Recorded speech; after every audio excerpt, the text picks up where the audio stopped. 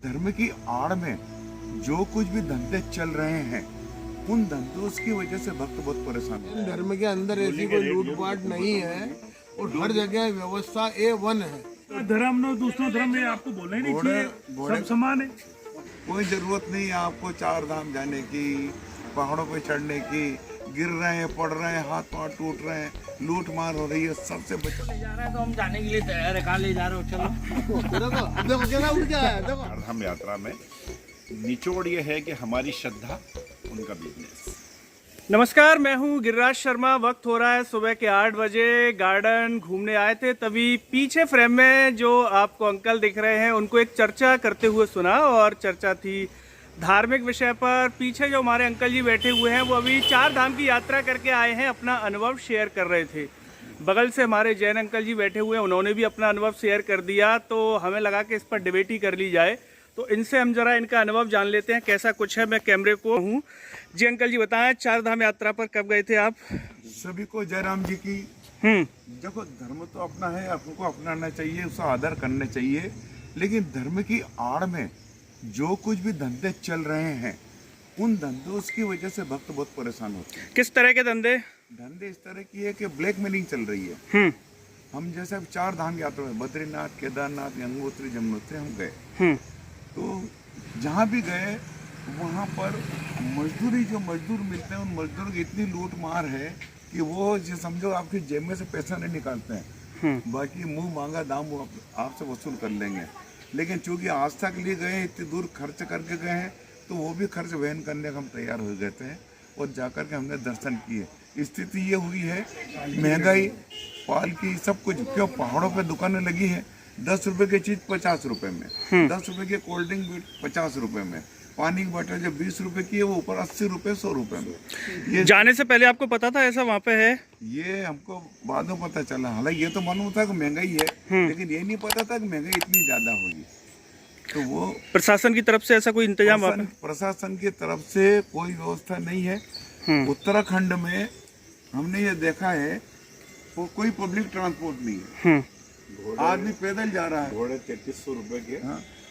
प्रशासन तो आपका प्रशासन मौन है। क्या कहेंगे उसके आने के बाद, 7000 यात्रा से आने के बाद आपका क्या यात्रा अनुभव? करने बाद ये भैया भगवान के दर्शन करना है, तो वहाँ कोई साक्षात शंकर जी नहीं बैठे हैं, न साक्षात विष्णु जी बैठे हैं, न गंगा मैया बैठी, न जमुना मैया बैठी।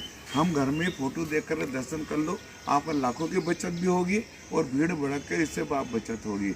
आस्था रखिए, घर में बैठ कर दर्शन करिए। कोई ज़रूरत नहीं है आपको 4 धाम जाने की, पहाड़ों पे चढ़ने की।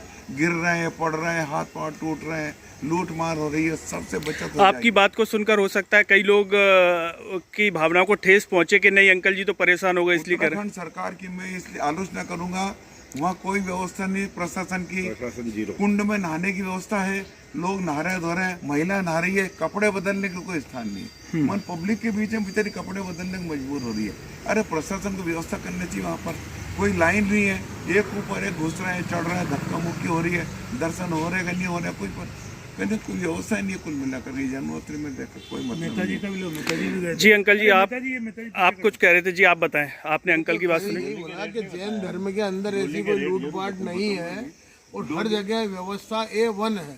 साफ सफाई, रहने की, करने की, खाने पीने की, हर चीज की व्यवस्थित व्यवस्था है। ये आप एक्चुअल कह रहे हैं? हो सकता है ये लोग कहें कि नहीं साहब आप अपने धर्म का बखान कर अगर रहे आप ये बोले तो मेरे साथ चले और मैं लेके जाऊं और इनको बता दूं। ये धर्म, ये अपना धर्म नो दूसरा धर्म ये आपको बोलना ही नहीं चाहिए, सब समान है। आपने बोला हमारे जैन धर्म। हैं। जी बोलिए, क्या कह रहे हैं आप? ये हमको ले जा रहा है तो हम जाने के लिए तैयार है। कहाँ ले जा रहे हो? चलो देखो कैसा उठ गया है, देखो कैसा है। नेताजी से लो, नेताजी। जी जी आप बोले, आप पूरी बात कहें, क्या कह रहे थे? मेरा कहने मतलब ये जो कोठारी जी बोल रहे हैं कि हमारा जैन धर्म, तो हमारा तुम्हारा क्या होता है? भगवान सबके एक तरीके हैं। और वहाँ अगर ऐसी व्यवस्था है तो आदमी को, जो बुजुर्ग है, जो 60 साल से ऊपर के, उनको जाने के लिए सोचना चाहिए। वहाँ एक तो ऑक्सीजन की कमी हो जाती है और शुगर पेशेंट को नहीं जाना चाहिए। जैसे डोलियां हैं, लाखों लोग जा रहे हैं, लेकिन डोलियों की गिनती की जाए 500, 700 या डोली, 1000 डोली मुश्किल से होगी। अब उन 1000 डोली में लाख लोग जाएंगे तो कालाबाजारी तो होगी। फिर सरकार की कमजोरी ये है कि यदि लाख लोग जा रहे हैं तो लाखों डोली की व्यवस्था करना चाहिए। दूसरी बात यह है कि यदि आप रसीद बना रहे हैं तो जाने और आने की दोनों रसीद बनाइए। जाने की रसीद 8,000 रुपये है, आने के लिए भगवान मालिक है, उनकी इतनी काला ये किस चीज की रसीद है ये डोली से डोली के एक डोली 4 लोग हैं, एक हम बिठा कर ऐसे ले जाते हैं, एक व्यक्ति को 4 लोग उठा के ले जाते हैं। जाने का रेट 8,000 रुपये है, उनको रास्ते में नाश्ता पानी कराओ 2,000 खर्च हो जाते हैं, 10,000 में आदमी पहुंच जाता है, ठीक है। लेकिन आने के लिए गवर्नमेंट की तरफ से कोई व्यवस्था नहीं है। फिर वही डोली वाले 50,000 रुपये, 30,000 रुपये, 50,000 रुपए तक 30,000 रुपये, 25,000 रुपये। हमने जाने के 10,000 लगाए, आने के लिए हमने 20,000 रुपये दिए। भाई साहब 2 लोगों ने 60,000 रुपये में हम चढ़ के नीचे उतर के आए। बोलो ये स्थिति है। जी सर, आप क्या कहेंगे? मेरा तो एक ये है कि 4 धाम यात्रा में निचोड़ ये है कि हमारी श्रद्धा, उनका बिजनेस, दैट्स ऑल। बिल्कुल, ये सबसे बेस्ट। बाकी कोई भी तो आपने अंकल की बात को सुना और हमारे जो जैन अंकल हैं उनकी बात को भी सुना, और उस पर जो गोयल अंकल ने जो प्रतिक्रिया दी उसको भी सुना। उसके बाद आप अपनी प्रतिक्रिया कमेंट में ज़रूर बताइएगा। इस वीडियो को हर जगह ज़रूर शेयर कीजिएगा, क्योंकि आपके घर में भी कोई ना कोई वरिष्ठ नागरिक होंगे, वो भी जाते ही रहते होंगे। तो आपका अनुभव क्या है वो कमेंट बॉक्स में ज़रूर बताइएगा। इस वीडियो को हर जगह शेयर कीजिएगा। नमस्कार।